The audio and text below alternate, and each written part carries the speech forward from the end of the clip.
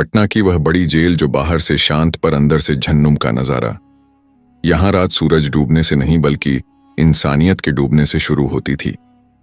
वर्दी के पीछे छिपे दरिंदे हर रात आते, जो चाहते वो करते, और कैदी औरतें वो डर के मारे जुबान नहीं खोलती थीं। उन्हें पता था अगर कुछ बोला तो जिंदगी नर्क बन जाएगी। लेकिन उस अंधेरी दीवार को चीरने के लिए एक तूफान आ चुका था। नाम था आईपीएस आयशा कुरैशी, एक निडर बेबाक अफसर जिसने सिस्टम के हर जुल्म को जड़ से उखाड़ने की कसम खाई थी। उसने कहा कि अब यह सब बर्दाश्त नहीं होगा। उन्होंने एक फैसला लिया, एक ऐसा फैसला जो उनकी जिंदगी को हमेशा के लिए बदल सकता था। आयशा ने अपनी आईपीएस की वर्दी उतारी और एक बेबस कैदी का भेष धारण किया।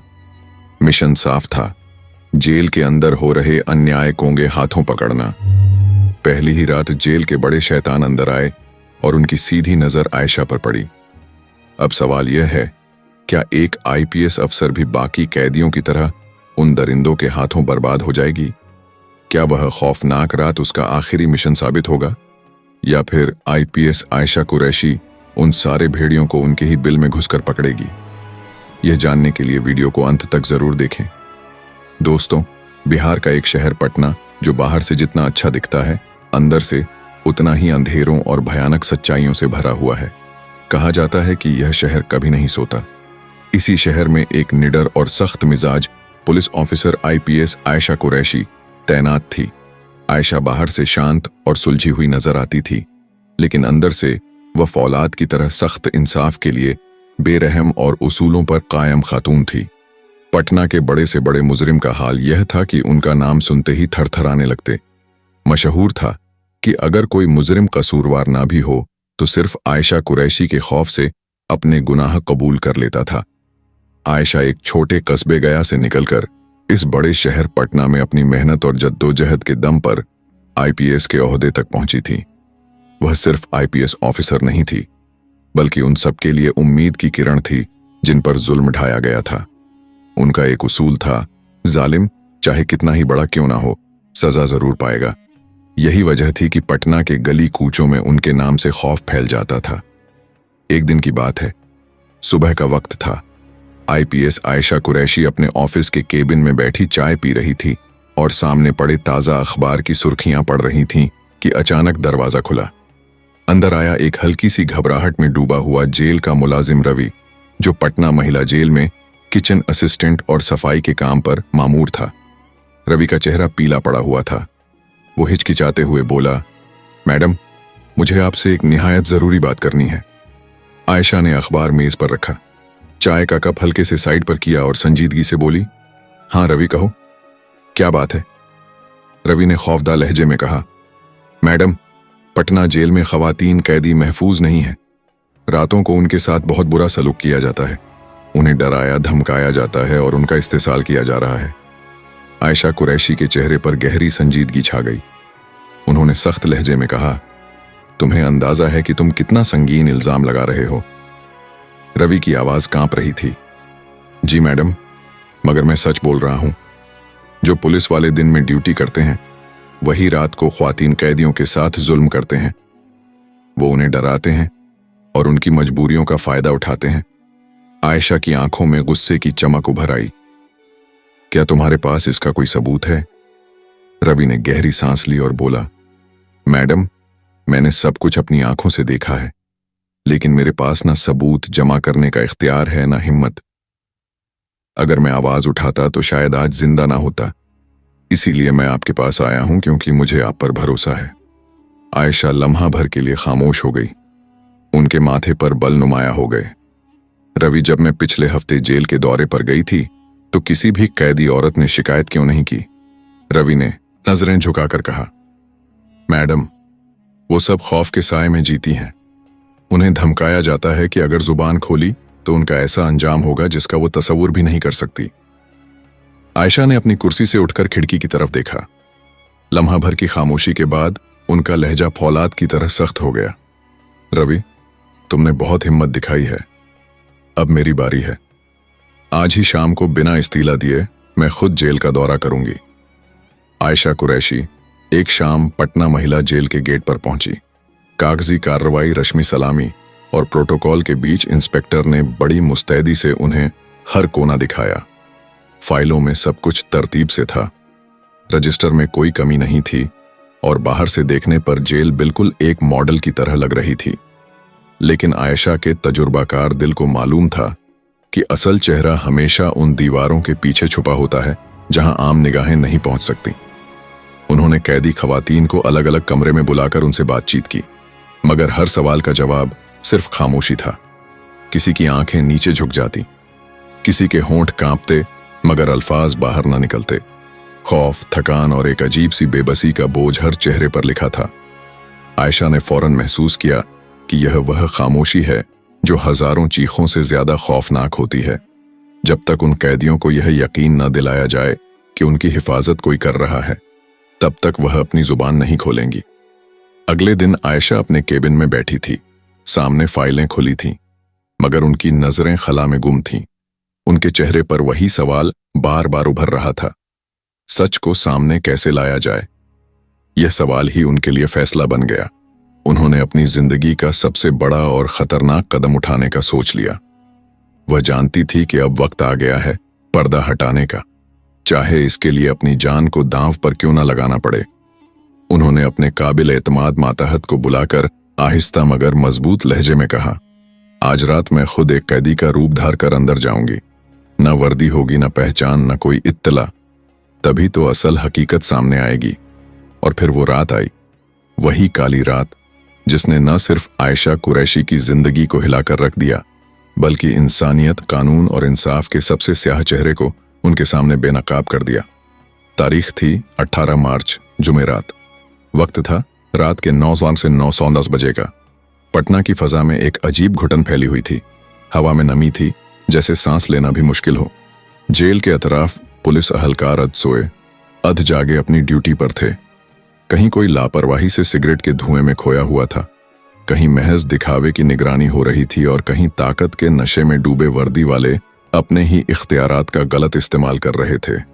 इन्हीं हालात में आयशा ने एक ऐसा कदम उठाया जिसके लिए फौलाद का दिल चाहिए। उन्होंने आम कैदियों के कपड़े पहने, चेहरे पर घूंघटनुमा दुपट्टा डाल लिया और एक फर्जी पहचान के साथ पटना महिला जेल के अंदर कदम रख दिया। यह मिशन उनके लिए बिल्कुल अंधेरे में अकेले चलने जैसा था। न सरकारी हिफाजत, न पहचान, न शिनाख्ती कार्ड। सिर्फ एक अज़्म था और यह ईमान कि अगर सच सामने न आया तो इंसाफ मर जाएगा। रात के 10:30 बजे वह जेल के उस हिस्से में पहुंची जहां ख्वातीन कैदियों को अलग अलग कमरों में रखा जाता था। वहां की फजा आम दुनिया से बिल्कुल अलग थी। दीवारों पर नमी के धब्बे, बदबू से भरी हवा, कैदियों की दबी दबी सिसकियां और बीच बीच में गालियों और लाठियों की आवाज़ें। आयशा ने जो मंजर देखे वह किसी भी मजबूत इंसान का दिल दहला देने के लिए काफी थे। कुछ पुलिस वाले कैदी खवातीन को जबरदस्ती नचवा रहे थे, कोई उनके जिस्मों पर हाथ फेर रहा था, कोई बेहुदा मजाक कर रहा था। कुछ औरतें बेबस होकर खामोशी सह रही थीं, कुछ की चीखें दबा दी गई थीं और कुछ के चेहरों पर वो अजयत लिखी थी जो अल्फाज से बयान नहीं हो सकती। आयशा के दिल की धड़कनें तेज हो गईं। वह जानती थी यह जेल सिर्फ एक कैद खाना नहीं बल्कि एक अंधी नगरी है जहां ताकत कानून पर भारी है। लेकिन वह भी तैयार होकर आई थी। उनके कपड़ों के अंदर एक छोटा सा खुफिया कैमरा लगा था जो हर मंजर रिकॉर्ड कर रहा था। कॉलर के नीचे छुपा माइक्रोफोन हर आवाज बाहर एक खुफिया टीम को पहुंचा रहा था।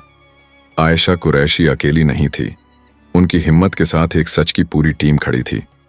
जैसे ही आयशा कुरैशी जेल के अंदर कैदियों के बीच पहुंची, एक पुलिस वाला तेज कदमों से उसकी तरफ बढ़ा। उसकी आंखों में शक और लबों पर तनुखुर था। उसने घूरते हुए कहा, अरे तुम कौन हो? तुम्हें पहले कभी यहां नहीं देखा। तुम्हारा नाम क्या है? आयशा ने एक गहरी सांस ली, जैसे अपने गुस्से और सच्चाई को काबू में रख रही हो, और नरम लहजे में जवाब दिया, साहब मैं आज ही यहां लाई गई हूं, सभी कैदियों के साथ शिफ्ट में। पुलिस वाले ने अपनी मूंछों को मरोड़ते हुए और ज्यादा सख्त आवाज में पूछा, कौन सा जुर्म किया है तुमने? आयशा ने नजरें झुकाते हुए कहा, मुझ पर चोरी का इल्जाम है, लेकिन मैं बेकसूर हूं, मैंने कुछ नहीं किया। पास ही खड़े 2-3 पुलिस वाले जहरीली हंसी हंसने लगे। एक ने तंज कसते हुए कहा, हाँ हाँ हाँ, हर कैदी यही रट लगाता है, सच तो कभी कोई बोलता ही नहीं। नाम क्या बताया तुमने? आयशा ने अपनी आवाज को नरम रखते हुए कहा, मेरा नाम फातिमा है। एक पुलिस वाला अहंकार भरते हुए बोला, वाह रे, नाम भी बिल्कुल अजीब है। अच्छा, अब ज्यादा बातें ना करो, हमारे पांव दबाओ वरना अंजाम अच्छा नहीं होगा। आयशा ने उसकी आंखों में आंखें डालकर पुरसुकून मगर फौलादी लहजे में कहा, साहब, मैं यहां अपनी सजा भुगतने आई हूं, आपकी खिदमत के लिए नहीं। जब तक इल्जाम साबित नहीं होता मैं महज एक मुश्तबा हूं, गुलाम नहीं। यह जुमला सुनते ही माहौल में तनाव फैल गया। एक पुलिस अफसर का खून खौल उठा। वो गुस्से से चीखा, जुबान ज्यादा चलती है तेरी, जो कहा जाए वो कर, वरना ऐसी कोठरी में डाल दूंगा कि जिंदगी भर रोती रहेगी। आयशा ने अपने लहजे को और मजबूत किया, जैसे डर के तमाम दरवाजे उसके लिए बंद हो गए हों। मैं डरने नहीं आई, मैं यहां अपने ऊपर लगे झूठे दाग को धोने आई हूं। सच को छुपाने के लिए जितनी धमकियां दोगे उतनी ही मेरी हिम्मत बढ़ेगी।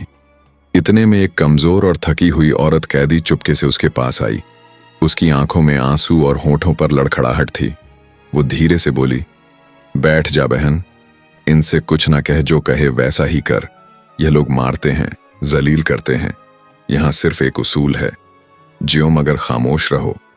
आयशा ने उससे आहिस्तगी से पूछा, तूने कभी इनके खिलाफ आवाज क्यों नहीं उठाई? कैदी ने चारों तरफ खौफजदा नजरों से देखा और सरगोशी में कहा, यहां डर है। जिसने जुबान खोली उसे अकेले कमरे में बंद कर दिया गया और फिर रात को ऐसी बातों में झोंक दिया गया जिनका सोचकर भी रूह कांप जाए।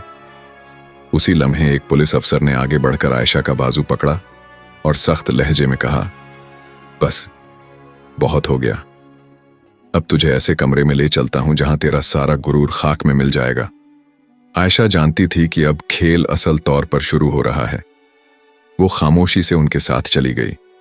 उन्हें एक तारीख कमरे में धकेल दिया गया जहां सिर्फ 2 पुलिस वाले और वो थीं। दरवाजा अंदर से बंद कर दिया गया। एक अफसर ने करत आवाज में कहा, अब बता तू असल में कौन है? इतना शोर क्यों मचाती है? आजकल की लड़कियां खुद को शेरनी समझने लगी हैं। दूसरे ने मकरूह हंसी हंसी हाँ, हम जैसे पुलिस वाले दोस्त भी बन सकते हैं और ऐसे दुश्मन भी कि जिंदगी बर्बाद कर दें। आयशा ने पुरसुकून मगर एतमाद भरी निगाहों से उन दोनों की तरफ देखा और बोली, मैंने कुछ गलत नहीं कहा, मगर तुम दोनों मुझे यहां क्यों लाए हो? एक पुलिस अफसर ने करीब आकर धमकी दी, चुप रहो, आधे घंटे में तुम्हें तुम्हारी असल औकात बता देंगे। आयशा ने महसूस किया कि अब फैसलाकुन लम्हा आ गया है। उन्होंने एक गहरी सांस ली और उनके अल्फाज कमरे में बिजली की कड़क की तरह गूंजे। सुन लो, मेरा नाम फातिमा नहीं है, मैं आईपीएस आयशा कुरैशी हूं और तुम दोनों जो कुछ कर रहे हो हर लम्हा रिकॉर्ड हो रहा है। बाहर पूरी टीम मेरी हर हरकत देख रही है। यह सुनते ही दोनों पुलिस वाले सख्त में आ गए। उनके चेहरे पर हवाइयां उड़ गईं। अभी जो गुरूर उनकी आवाज में था वह लम्हे भर में खौफ में बदल गया। आयशा कुरैशी का चेहरा सख्त और गंभीर था।